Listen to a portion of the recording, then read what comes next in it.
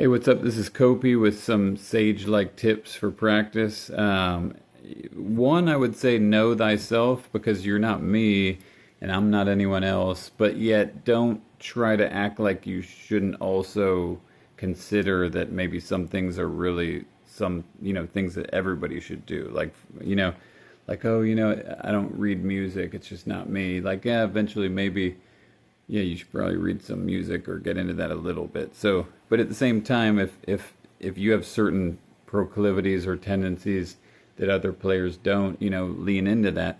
I actually heard one time that your style is defined by what you can't play as much as by what you can play. So, if there's something you just can't do year after year, maybe you're not supposed to be that type of player. Maybe there's other things about your playing that are really emphasized that maybe other people don't do as much. So, yeah, so basically, really, that being said, after knowing thyself, I once saw this thing on YouTube where he described like a wogi. I think he called it a wogi, and I forget who said it, but it was described in a way I hadn't thought of before. So, grab your own piece of paper, put like a circle on it, for example, and put like maybe 5 different circles within it. And then, like, let's say at 12 o'clock, do a line through it that says, playing out at open mics or something.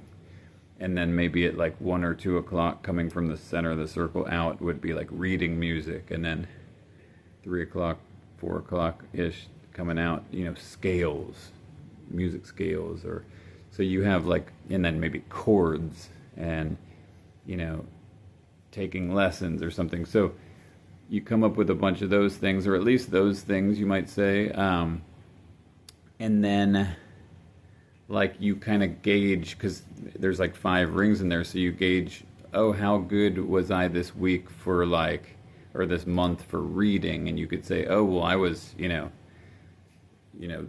outermost level, I did awesome for that. Oh, how did I do for like, playing out?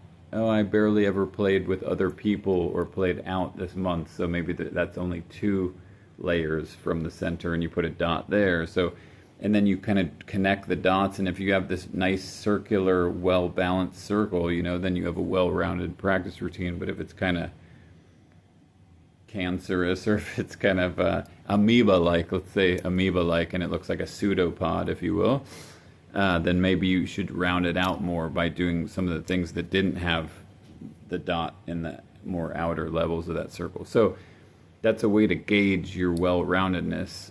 That's some sage advice I have. There's so much sage advice, it just goes on forever, and I'm always accepting sage-like advice, but I would say that's a really good thing when I stumbled across that along the way.